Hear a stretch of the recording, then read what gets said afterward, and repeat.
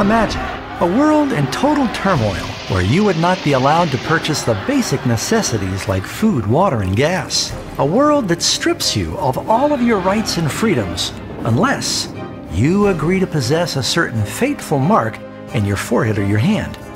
A mark that represents a license or permission to live in the world's final civilization.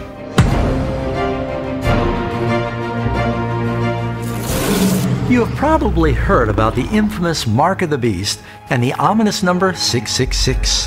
Where did it come from? Why is it so dangerous, and how do you avoid getting it? In fact, how do you know you don't have it now? The Bible says that in the end of time, everybody will be required to receive the Mark of the Beast. And if you don't receive this mark, at first you won't be able to buy or sell, and ultimately you'll be killed.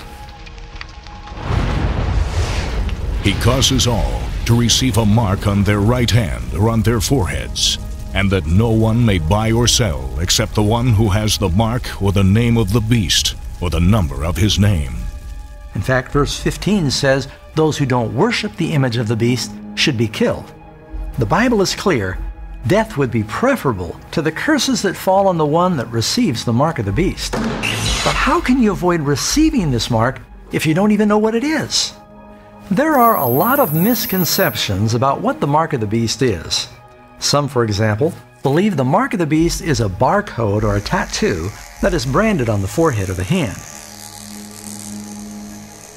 Others believe that the mark is some form of computerized ID chip that's inserted under the skin. And then there's still others that think that everybody is going to be told to line up and receive their 666 credit card. While the number 666 is associated with the name of the beast, the number itself is not the mark. You don't get the mark of the beast by driving a car with 666 on your license plate. And you'll probably not be struck by lightning if you sit in seat number 666 at some arena or sporting event. The truth is that the mark of the beast is not a physical external mark at all. What's even more surprising is that most people don't realize the Bible teaches everybody in the last days will have one of two marks. One group has the seal of God in their foreheads. The other group has the mark of the beast. The seal of God is having the law of God in our hearts. And these words that I command you today shall be in your heart.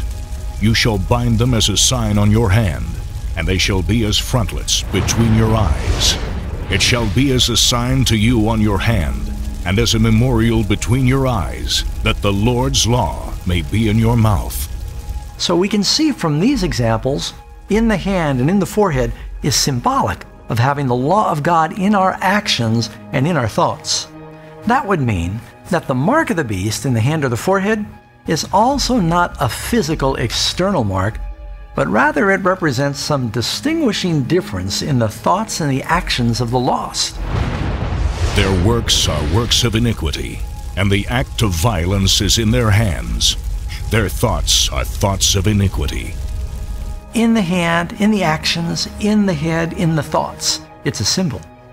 The Bible says in the end of time, everybody will receive some form of mark.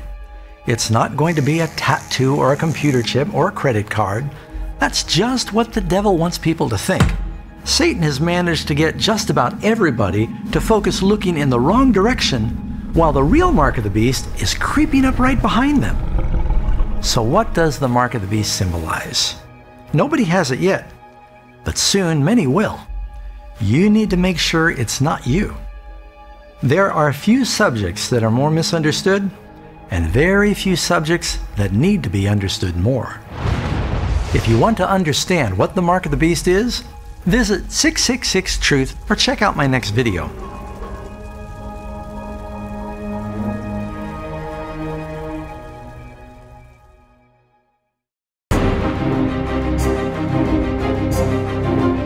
Every kingdom, empire, and monarch that rises ultimately falls, all except for one. This one eternal kingdom has an everlasting God that has revealed himself through a special seal that he's given to the world. But before this eternal kingdom comes, His followers will be stripped of all of their rights, forbidden to buy and sell, and eventually face execution, unless they receive another seal, a mark that gives homage to a different God, the beast of Revelation. From our prior video, we learned that in the last days, there will be two significant seals or signs, and that every person will ultimately receive one of these two opposite marks. We also know that both of these marks are hidden. They represent our actions, our thoughts, and our worship. We need to uncover what they really are, because one is a mark of loyalty to God, and the other is a mark of loyalty to the beast. But before we can discover what the mark of the beast is, we must first understand what is the seal of God. Typically, a seal has the name identifying the authority, the title of that authority, and the territory the authority governs.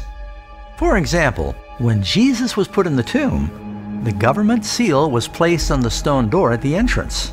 It no doubt read, Pontius Pilate, Governor, Judea. So does God have a seal? And if so, what is it? Seal the law among my disciples. So we can clearly see the sign or seal is connected with the law of God. So where do we find the seal in the law? It's in the 10 Commandments, hidden in plain sight within the 4th commandment. Remember the Sabbath day, to keep it holy. 6 days you shall labor and do all your work, but the 7th day is the Sabbath of the Lord your God. In it you shall do no work, for in 6 days the Lord made the heavens and the earth, the sea, and all that is in them, and rested the 7th day. Therefore the Lord blessed the Sabbath day and hallowed it. Right here within the law of God, in the longest of the 10 Commandments, in the middle of His law, we find God's seal, the name of the authority, the Lord, the title of the authority, Creator, and His territory, the heavens and the earth. The Scriptures also say the Sabbath is a sign. Moreover, I also gave them my Sabbaths to be a sign between them and me, that they might know that I am the Lord who sanctifies them. This is the seal of God, friends, to remember and to keep the Sabbath day holy, and to have the law of God written in our hearts. That's the seal. And wouldn't it make complete sense that the beast of Revelation would create a counterfeit seal to compete with God's true seal? With this in mind, we're now better prepared to understand what the mark of the beast really is. Please join me in my next video as we unveil who is the beast of Revelation 13 and what is his mark. Or visit 666truth.org.